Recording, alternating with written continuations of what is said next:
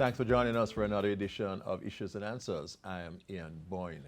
Today we talk about strata corporations. We have with us Mr. Ainsworth Norton, who is the manager of the Inspectorate of the Commission of Strata Corporations. We thank you for your company. Mr. Norton, good to have you on the program. Thank you. You're having a public forum on the 13th of April dealing with issues surrounding strata corporations. Could you tell us about what some of these main issues are that you'll be exploring at this public forum? Well, over the years, we have recognized that the strata corporations, the kind of problems that they report to us, the kind of dispute issues that come before us, necessitated us providing a forum in which we can impart some kind of knowledge to the general public in relation to those issues. Some of those issues related to how to apply for power of sale. The strata corporations, they have the power to dispose of a property for non-payment of maintenance, relating to issues like breach of covenants, breach of the bylaws rather. You have persons having pets in strata corporations, and that's not supposed to be. Well, it can happen. It can. A particular strata can allow. They can allow, but if it is that the corporation advises the individual to remove the animal, then they ought to do so. Yes. Right? So we have several issues. You have strata corporations not filing their annual returns as required by the Act, the Registration Strata Titles Act, and a number of other maladies that pop up over time. We are trying to address those issues and put it in a space that they are able to comprehend, understand, and then change behavior. Yes. What are the rights of the individual owners of strata properties vis-a-vis the particular strata corporation or group? The Act determines that every strata corporation shall be governed by bylaws. So the extent of a person's right and responsibility is governed by what is outlined in the bylaws. Now, every strata corporation, when they are registered at the titles office, or the registrar of titles rather, they are registered with the generic bylaws which are outlined in the Registration Strata Titles Act. So they are generic? Generic, the first and the second schedule in the Act. However, the developer at that point in time, having the 100% interest, will then formulate his own set of bylaws and register those on it. Now, when the property has been disposed of to the proprietors may at that point in time choose as well to change, amend, add to those bylaws, and there are specific ways in which they can do that. Would they have to come to the Commission of Strata Corporations for that? No, they wouldn't. They would just deal with their particular... They just need to have a general meeting held and determine what those changes are, and the percentage votes as outlined by the Act would determine what they can do.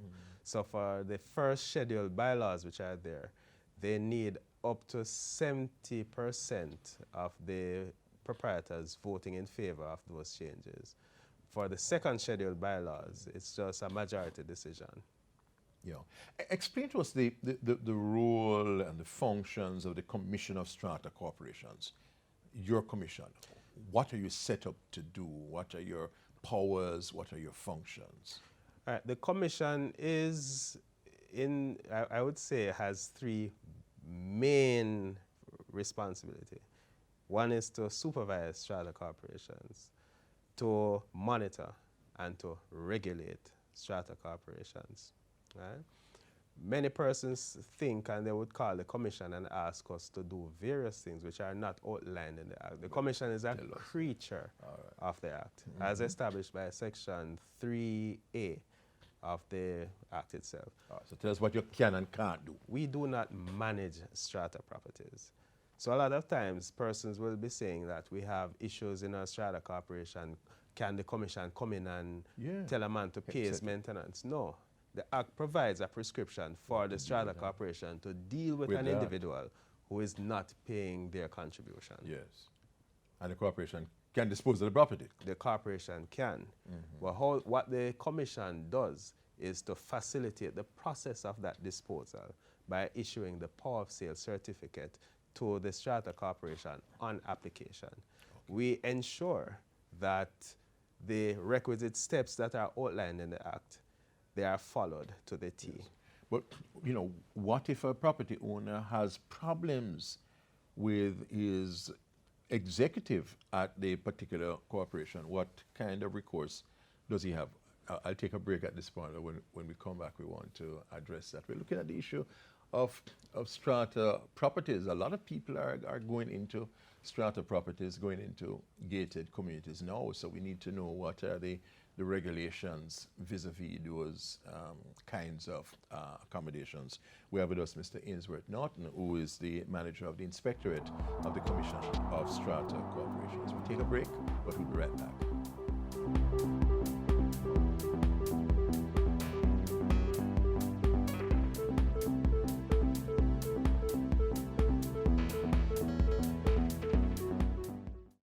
Keep we island clean, so clean. From the peaks to the beach, so clean. No dirty up Jamaica, please don't do it. Keep we island clean, so clean. From the peaks to the beach, so clean. No dirty up Jamaica, please don't do it. No dash, no paper, no dash, no plastic. Dispose your garbage responsibly. No know how to recycle, learn it quick. And if you drop it, better pick up every piece of it. Plastics last forever, don't forget the bits. Cause when them touch the street, them end up in the sea. Collect pan the reef where they fish them feed. And when you want seafood, I eat your Keep eat. we island clean, so clean. From the peaks to the beach, so clean. No dirty up Jamaica, please don't do it. No dirty up Jamaica, no dirty up Jamaica, no dirty up Jamaica, no dirty up Jamaica.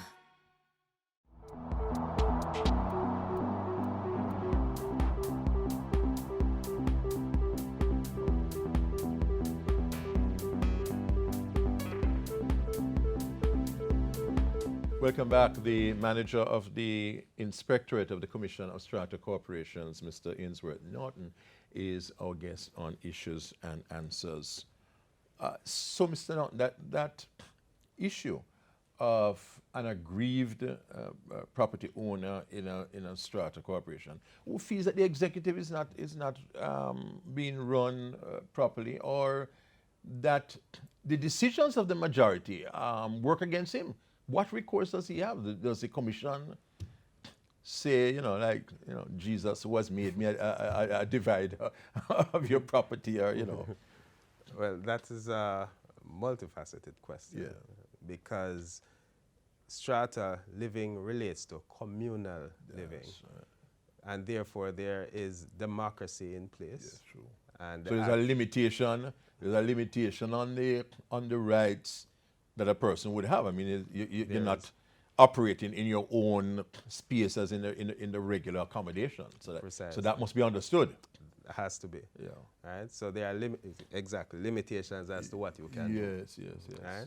And so where the majority decision is taken, so as it does not contravene the Act or any other laws that are there, then there's nothing that the commission can do about that. That's a decision that is taken by the corporation legally.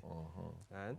However, if it is that the executive committee is doing something that aggrieves a strata property owner, that proprietor can apply to the commission for a dispute resolution and order.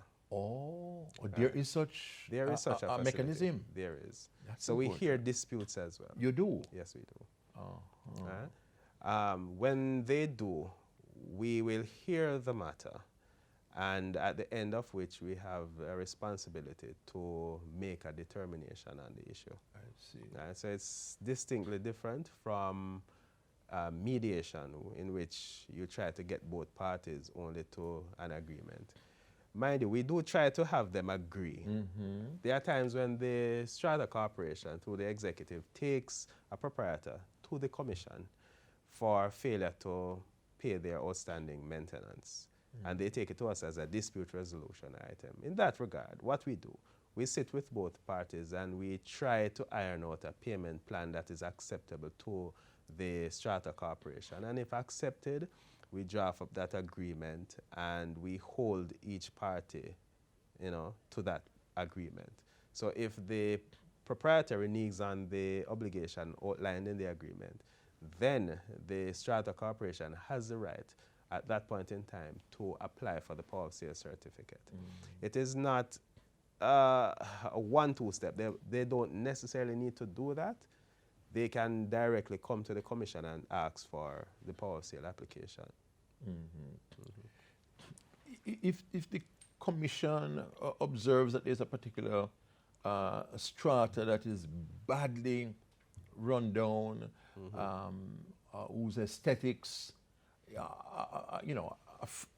affronts what is expected, does the corporation have the right to make any kind of intervention? I mean, the same way state agencies would be concerned about beautifying communities and ensuring that communities, live up to certain standards.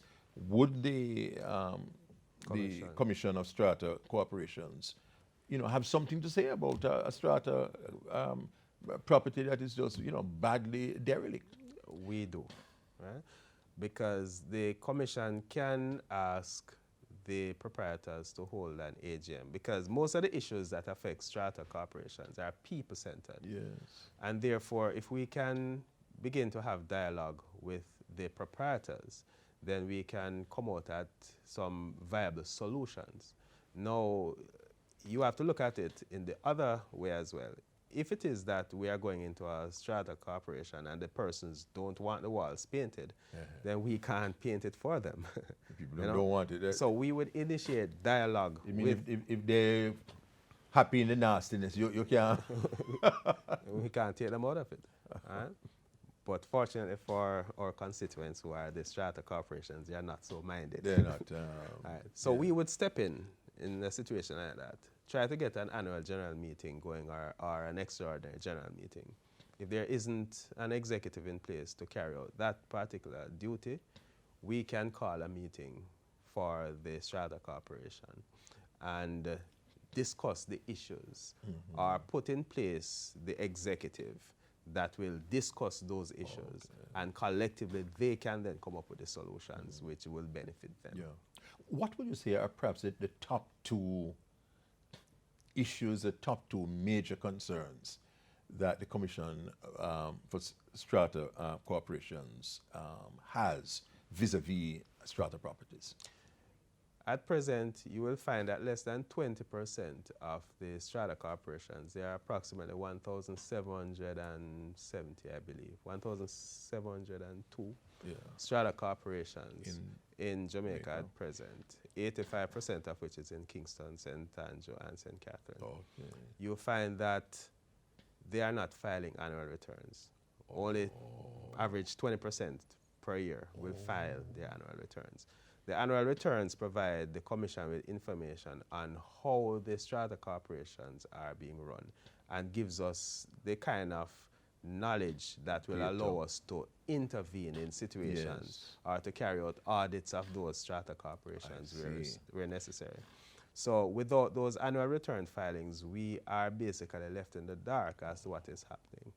Right? We provide high level of non-compliance. High level of non-compliance. And within the 20 or so % that do file, 40% of those are compliant in terms of what is required for filing. And so we undertake training exercises to highlight how you do your filing, what it is that you file, and that it goes on throughout the year at the Commission. So the various executive groups can call the Commission to get information as to how they go about their filing? They can. And we will offer direct assistance in telling them exactly what. We have an audit inspector who is quite adept at doing that. Yes. And she facilitates some of the training workshops that we have as well. And this is totally an issue of moral suasion. There are no penalties that are applied. There are no direct penalties If people as don't. yet. Yeah. But that's being contemplated. You It want is them to being know. contemplated. And not only that, but the Act provides for us to demand certain information. It is a requirement.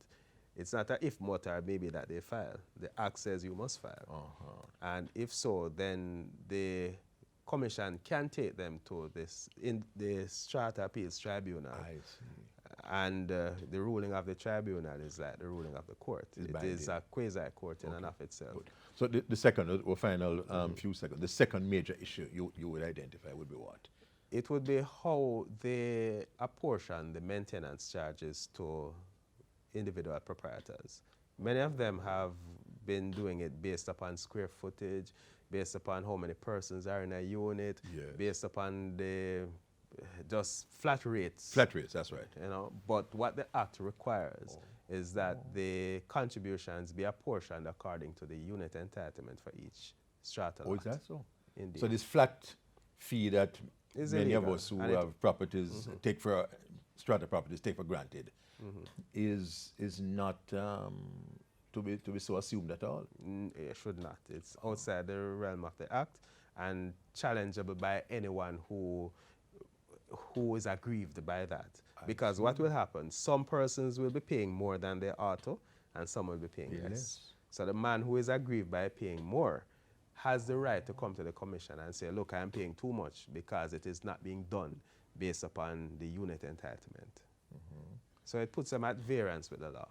So those persons can come to the commission. Right. Good. All right, so your public forum where people can get more information is on the 13th of April at Girl Guides. At Girl Guides. At what time? It will be at 5 o'clock, is it?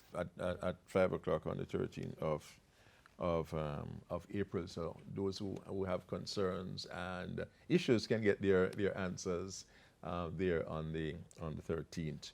Until next week, Ian Bourne wishing you a very pleasant day.